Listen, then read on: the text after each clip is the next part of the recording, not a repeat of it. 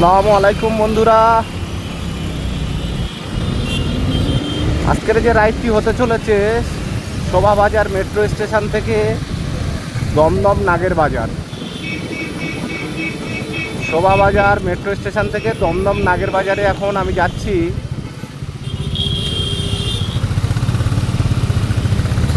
একদম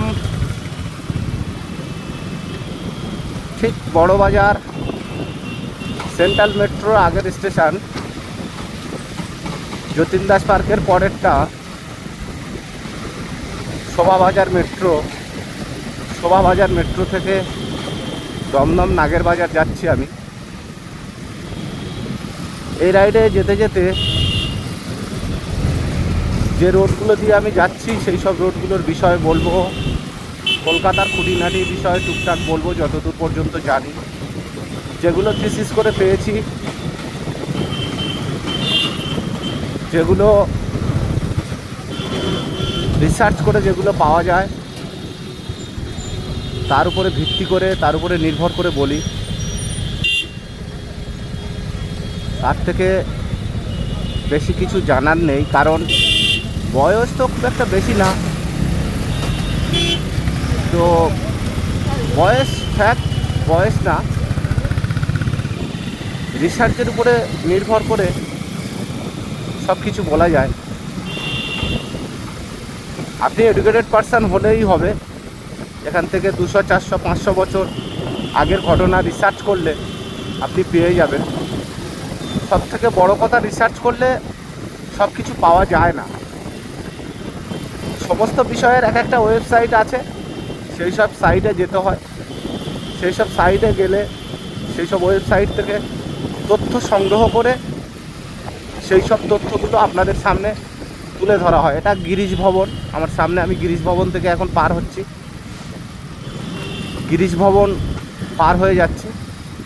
এই যে গিরিশ ভবন, যে মহান ব্যক্তি গিরিশবাবু, ওনার নামে শহরের এই অংশটুকু নামকরণ করা হয়েছিল। এখন আমি গিরিশ ভবন ছেড়ে যাচ্ছি। আর যে কথা বলছিলাম, রিসার্চ করলে সমস্ত সব কিছু পাওয়া যায়, তবে রিসার্চের মতো রিসার্চ করতে হয়। ওয়েবসাইটগুলো জানতে হয়, কোন কোন ওয়েবসাইটে গেলে কি কি বিষয়বস্তুর উপরে জানা যায়। সেই সব ওয়েবসাইটগুলো ঠিকঠাকভাবে রিসার্চ করলে, সার্চ করলে সেখান থেকে আপনি সেই সব বিষয়ের উপরে রিসার্চিংটা কমপ্লিটেড করতে পারবেন। কলকাতাটা একটা আদিম শহর, সেটা আপনারা সবাই জানেন, আমিও জানি। একটা অনেক পুরাতন শহর কলকাতা। ইংরেজরা যখন এসেছিল তখন কেরালা থেকে কলকাতায় আসার জন্য ফার্স্ট অফ অল ওরা যখন ফার্স্ট টাইমে আসতেন তখন ওরা নদীপথ দিয়ে আসতো, জাহাজের মাধ্যমে। কলকাতা খিদিরপুর বন্দরে, আন্দামান ডক বা খিদিরপুর বন্দরে ওরা নামতো। ওখান থেকে নেমে সমগ্র কলকাতাটি ওরা চষে বেড়াতো, কলকাতার উপরে নজরদারি করতো, খবরদারি রাখতো, অত্যাচার জুলুম যা করেছে। তো ডিরেক্টলি ওরা কেরালা থেকে আসতে পারতো না, শিপের মাধ্যমে নদীপথ দিয়ে আসতো। সেই স্বপ্নের শহর, সেই আদিম শহর, সেই পুরানো শহর কলকাতাতে আমি ছোটোখাটো একজন rider. 15 kilometre, 20 kilometre, 30 kilometre, 50, 70, 75 kilometre পর্যন্ত হাই আমি রাইড করেছি। সেক্ষেত্রে সব কিছু জানা যায় না। যে রুটটা দিয়ে যাব সেই রুটের বিষয় আগেভাগে জানতে হয়, তারপরে সমস্ত তথ্যগুলো আপনাদের সামনে তুলে ধরা যায়। যেমন আমার সামনে এখন রয়েছে চিতপুর ব্রিজ। 1934 সালে এই তৈরি হয়েছিল। অ্যাকচুয়ালি 1934 সালে মানে বুঝতে পারছেন এই দেখুন চিতপুর ব্রিজ 1934 সালে তৈরি হয়েছে। তো আমাদের দেশ স্বাধীন হওয়ার অনেক আগে এই ব্রিজটি করেছিল। ব্রিজটি তৈরি হয়েছে যখন এখানে ব্রিটিশরা রাজত্ব করছে, তখনই আমাদের স্বর্ণালী ভারতবর্ষ যখন স্বাধীন হয় তখন 1947 সালে। তো 1947 খ্রিস্টাব্দে যখন আমাদের ভারতবর্ষ স্বাধীন হয়েছিল, ঠিক তার আগে যে ব্রিজটার উপর দিয়ে যাচ্ছি, চিতপুর ব্রিজ। আর আপনাদের আরেকটা বলি, ওই যে সামনে দেখতে পাচ্ছেন ওটা তালা জল ট্যাঙ্ক। কলকাতার মধ্যে সবথেকে বড় জল ট্যাঙ্ক ওটা, তালা জল ট্যাঙ্ক। আর ওই যে আপনার আরজিকর হসপিটাল দেখা যাচ্ছে, ওখানে কলকাতা স্টেশন, বেলগাছি স্টেশন আছে ওখানে। ওই তালা জল ট্যাঙ্কটি হচ্ছে কলকাতার বৃহত্তম একটা বড় বিগেস্ট জল ট্যাঙ্ক, ওয়াটার ট্যাঙ্ক। সেটাও আপনাদেরকে জানিয়ে রাখলাম।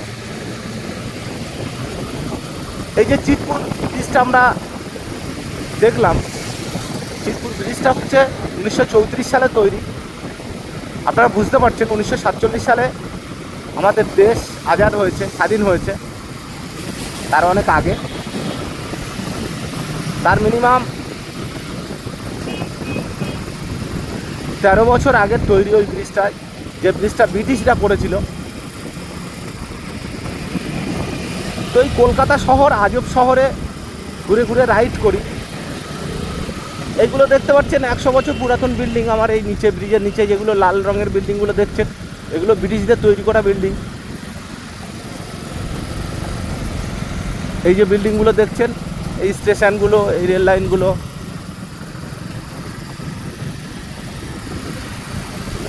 এগুলো ব্রিটিশদের তৈরি করা।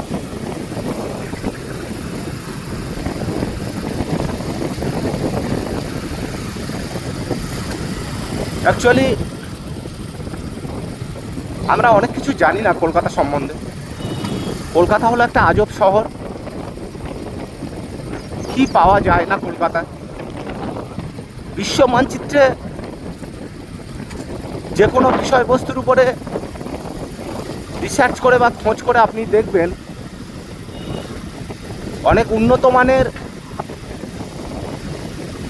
বা অনেক দামি যেগুলো পণ্যগুলো আছে, সেই পণ্যগুলো, সেই পণ্য ঠিক ডুপ্লিকেট, সেই ইনস্ট্রুমেন্টের ডুপ্লিকেট আমাদের কলকাতাতে পাওয়া যায়। কলকাতার, পশ্চিমবঙ্গের বৈজ্ঞানিকরা, সায়েন্টিস্টরা বিশ্বের সর্বোচ্চ বড় জায়গা ওরা তৈরি করে রেখেছে। একটাই কারণ, এখানে গ্লোবাল হাব নেই, রিসার্চের গুণগত মান নেই বলে তারা বিদেশিদের কাছে বিক্রি হয়ে যায়। অনেক বড় বড় সায়েন্টিস্ট, ইঞ্জিনিয়ার, ডক্টর, প্লাম্বার, এখানে অনেক ভারী ভারী ট্রেনিং দেওয়া হয়। কলকাতার প্রশিক্ষণ অনেক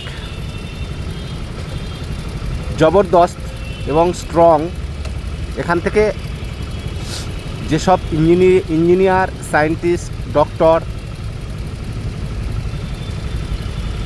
গবেষক যারা তৈরি হয়, পশ্চিমবঙ্গে গ্লোবাল হাব নেই ভালো মতো, ওই জন্য করে তারা বিদেশিদের কাছে বিক্রি হয়ে যায়। বিদেশে গিয়ে তারা রিসার্চ করে, বিদেশে গিয়ে তারা চাকরি করে, বিদেশে গিয়ে এখানকার এই পশ্চিমবঙ্গের ছেলেরা, ছাত্ররা, ইয়াং যুবকরা কোনো কোনো জায়গায় USA, London, America, Malaysia, Singapore, Qatar, Kuwait, Saudi, কত বড় বড় জায়গায় তারা গিয়ে CEO, head of the department যাকে বলা হয়, সিওর পজিশানে তারা রয়েছে।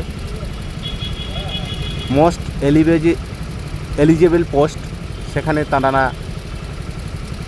কাজ করছেন। কলকাতায় অ্যাকচুয়ালি বড় গ্লোবাল হাব নেই যেখানে রিসার্চ করার মতো কিছু আছে। সামগ্রী, সরঞ্জাম এখানে খুবই কম, তাই এখানকার ডাক্তাররা বিদেশিদের কাছে বিক্রি হয়ে যায়। অনেক প্রতিভাবান ছেলে, ছাত্র যুবক আছে পশ্চিমবঙ্গে, যারা বিশ্ব দরবারে বিচরণ করে বেড়ায়, বিশ্ব দরবারে তারা তাদের প্রতিভার প্রতিফলন দেখায়। এই বাঙালিরা অনেক বড় জায়গায় তারা নিজেরা অনেক বড় জায়গা তৈরি করে নিয়েছে। তো সেক্ষেত্রে পশ্চিমবঙ্গে গুণগত মানের গ্লোবাল হাব নেই বলে আজকে তারা বিদেশে গিয়ে ডক্টরি করছে, কেউ ইঞ্জিনিয়ার, কেউ সায়েন্টিস্ট, কেউ সিও, কেউ ম্যানেজার, কেউ বড় ব্যবসা ও বিজনেস বিদেশের মাটিতে গিয়ে করছে। তার একটাই কারণ, পশ্চিমবঙ্গে রিসার্চ করার মতো ভালো গ্লোবাল হাব নেই। এই কারণে এই কলকাতাটা ইন্টারন্যাশনাল একটা লেভেলের মার্কেট, শহর, জায়গা, সেটা আমরা সবাই জানি।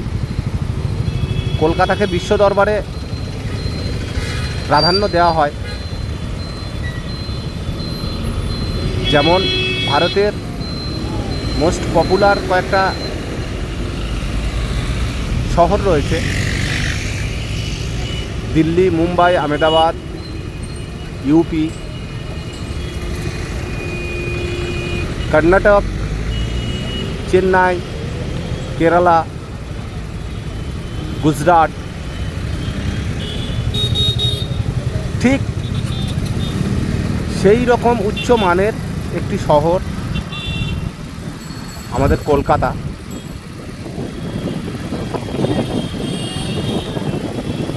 কলকাতা ব্রিটিশদের তৈরি করা দ্বিতীয় শহর। প্রথম ব্রিটিশরা যখন আসেন তখন ওরা এসেছিলেন কেরালা থেকে নদীপথে শিপ বা জাহাজের মাধ্যমে খিদিরপুর ডগে নেমে ওখান থেকে ওরা তাদের ব্যবসার বিস্তার ঘটিয়েছিল। তারপরে দেখছে যে নদীপথে অনেক দিন ধরে আসতে হয়, তার জন্য তারা সেই বাষ্পচালিত রেল ইঞ্জিন যখন তৈরি হয় ঠিক তার পরে ব্রিটিশরা কেরালা থেকে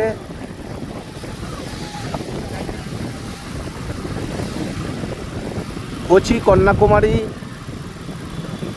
চেন্নাই, বিজয়বাড়া হয়ে ভুবনেশ্বর হয়ে আমাদের কলকাতা পর্যন্ত একটা রেলের সূচনা করে। রেলপথটা হওয়ার পরে ওরা কলকাতা থেকে কেরালায় এই পণ্য সামগ্রীগুলো নিয়ে যাতায়াত করত। কেরালা থেকে আবার ওখান থেকে কেরালা পোর্ট থেকে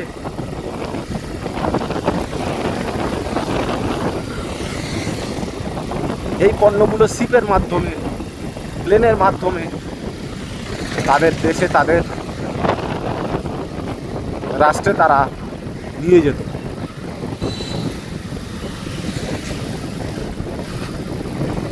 এগুলো আমাদের কাছে অনেক অজানা, অনেক কম জানি। যতটুকু আমরা ইতিহাসে দেখেছি ঠিক ততটুকু ছাড়া আমরা জানি না আমাদের উপরে ইংরেজরা ঠিক কেমনভাবে অত্যাচার করেছিল, ইংরেজদের হাতে আমরা কেমনভাবে অত্যাচারিত হয়েছিলাম। এই কলকাতার বুকে ঘুরলে আপনারও নলেজে এসে যাবে, আপনারাও বুঝতে পারবেন, আপনারাও জানতে পারবেন। কারণ এই কলকাতা এমন একটি আজব শহর যেখানে এখনো পর্যন্ত স্মৃতির নিদর্শন হয়ে রয়েছে ব্রিটিশদের অত্যাচারের। ধ্বংসস্তূপ এখনো পর্যন্ত রয়েছে এই কলকাতার বুকে।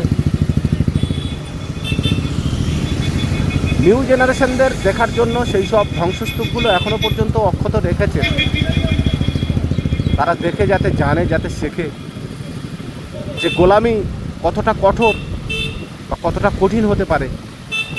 সেই গোলামির জিঞ্জির ভেঙে ছিঁড়ে ছারকার করে দিয়ে আজকের 1947 সালে আমাদের ভারতবর্ষ স্বাধীন হয়েছে। তারপর থেকে আমরা মুক্ত ইংরেজদের হাত থেকে।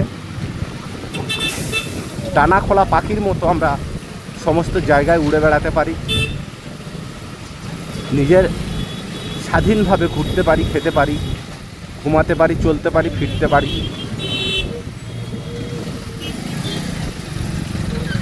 তো ইয়াং জেনারেশনদের কাছে একটা অনুরোধ, সেটি হলো ইংরেজের যে বর্বরতার হাত থেকে আমরা বেঁচেছি, ইংরেজদের যে কঠিন থেকে কঠিনতম শাস্তির হাত থেকে আমরা বেঁচেছি, যে গোলামির হাত থেকে আমরা আজকে বেঁচে গেছি, সেই গোলামির জিঞ্জির জন্য আমাদের পায় না আবার দ্বিতীয়বার পড়ে।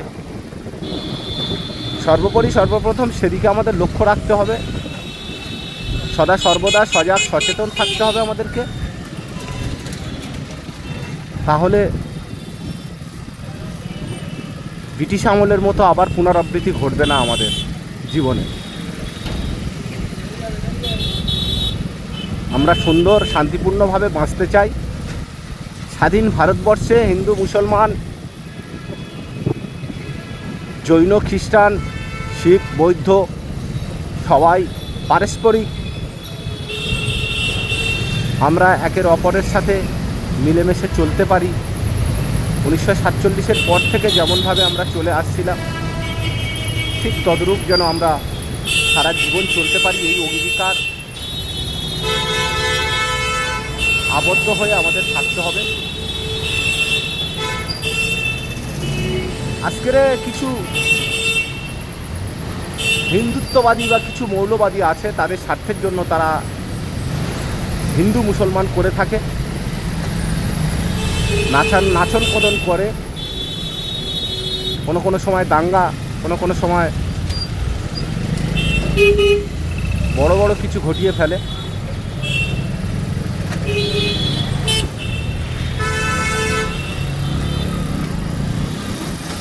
অ্যাকচুয়ালি তাদের হাত থেকে বাঁচার জন্য আমাদেরকে একটু সজাগ সচেতন থাকতে হবে।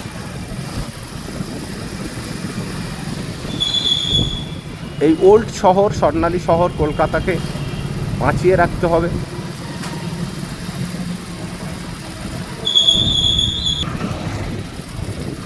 তো বন্ধু, ভাই, ফ্রেন্ডস, আমি গন্তব্যস্থলে পৌঁছে গেছি। আজকের এই পর্যন্ত। আবার অন্য কোনো একটা রাইডে কলকাতার বিষয়ে আমি আপনাদের সামনে তুলে ধরবো আবার। ততক্ষণ সঙ্গে থাকুন, সাথে থাকুন। যদি আমার ভিডিওটি ভালো লেগে থাকে তাহলে একটা লাইক করে সাবস্ক্রাইব করে দিন। আপনাদের একটা লাইক বা একটা সাবস্ক্রাইবের মধ্য দিয়ে আমাদের ভিডিও করার অনুপ্রেরণা আরও বাড়বে। আজকের এই পর্যন্ত শেষ করলাম। ভালো থাকবেন সবাই। নমস্কার ও আসসালামু আলাইকুম।